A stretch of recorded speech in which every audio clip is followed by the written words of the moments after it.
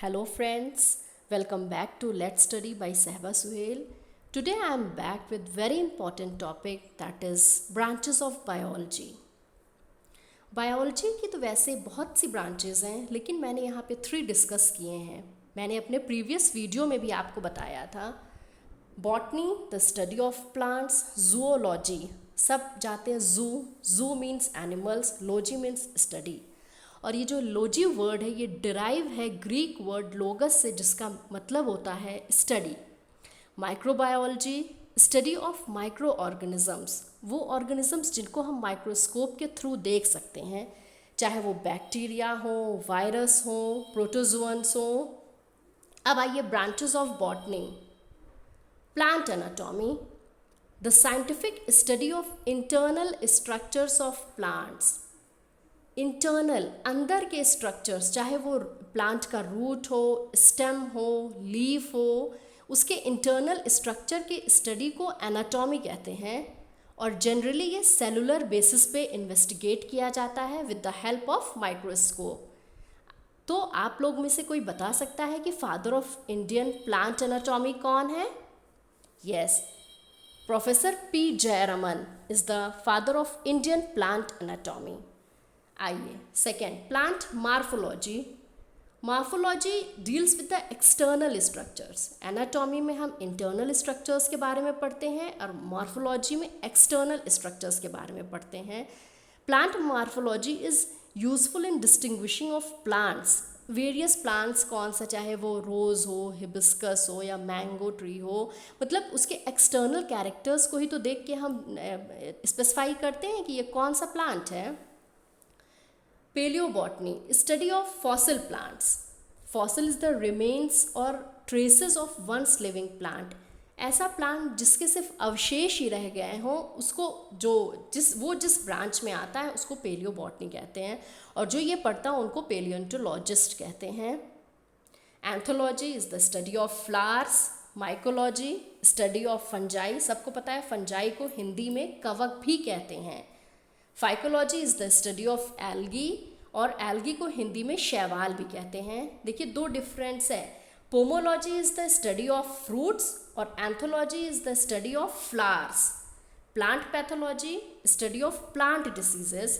Various diseases plants में हो जाती है, जैसे सिट्रस कैंकर हुआ, फायर ब्लाइट हुआ, रस्ट हुआ, एट्सेट्रा. तो जो प्लांट पैथोलॉजी जिस प्लांट के डिजीज़ेस के बारे में जो पढ़ता है उनको प्लांट पैथोलॉजिस्ट कहते हैं. अब xylology deals with the structure of wood, study of structure of wood. Horticulture is very important branch of botany. यहाँ पे हम good varieties of fruits, vegetables and ornamental plants, उनके डेवलपमेंट के बारे में पढ़ते हैं. This provides nutritious fruits and vegetable to us. Crops are diverse. अब आइए ब्रांचेस ऑफ जूलॉजी पे. साइटोलॉजी सबको पता है इज़ द ब्रांच ऑफ, ये आप कह सकते हैं कि अगर वो प्लांट साइटोलॉजी है तो उसको बॉटनी में पढ़ेंगे, अगर वो एनिमल साइटोलॉजी है तो उसको जूलॉजी में पढ़ेंगे. तो study of cells. Cytology is the branch of biology deals with the structure and function of cells. अब यहाँ पे हम जूलॉजी ब्रांच पढ़ रहे हैं तो इसमें एनिमल साइटोलॉजी के बारे में पढ़ेंगे. आपको पता who is called the father of cytology? Robert Hooke is called the father of cytology. और who is the father of Indian cytology? Indian cytology के फादर हैं Arun Kumar Sharma. Histology again the study of tissues come under histology. Genetics deals with the heredity. वो character जो एक बच्चा अपने माता पिता से लाता है वो एक ब्रांच के अंडर पढ़ी जाती है, उसको जेनेटिक्स कहते हैं. Ecology deals with the relationship between living organisms and it's environment. वो लिविंग ऑर्गेनिजम्स चाहे वो प्लांट्स हों या एनिमल्स हों, मीन्स इसके अंडर में हम लोग फूड चेन के बारे में पढ़ते हैं. Interdependence between organisms, plants etcetera with its environment. Paleozoology again study of fossil animals. वो एनिमल्स जिनके अब सिर्फ अवशेष ही रह गए हैं उनको पेलियोजोलॉजी ब्रांच के अंडर में पढ़ते हैं. Pathology study of various diseases. Ethology study of animal habits and behaviour. Ethics होते हैं, that's why it means ethology. Herpetology is the study of reptiles, and you can say that these two branches are different. Serpentology, study of snakes, and you can say that snakes are the most specialized animals in the world, and python is the largest non poisonous snake. Myology is the study of muscles. Hematology, study of blood.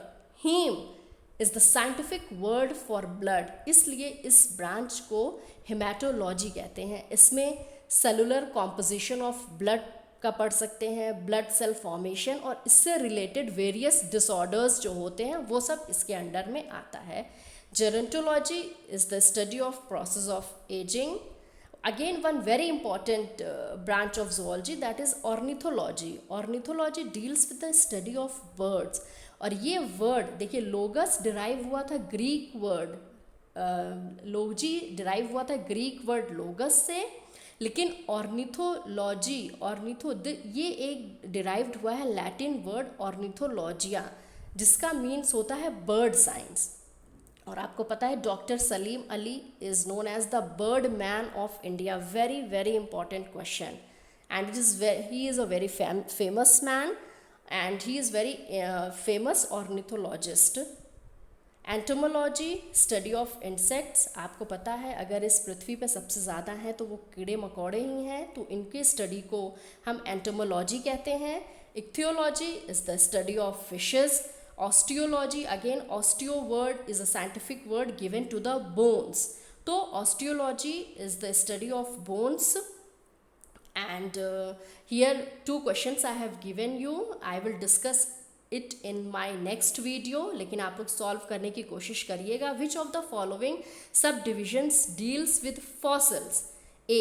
Ecology, B. Ethology, C. Paleontology, D. Ornithology. Next question is edaphology, study of snakes, rats, amphibians, is none. Okay. Thank you and have a nice day. Don't forget to like, share and subscribe my video.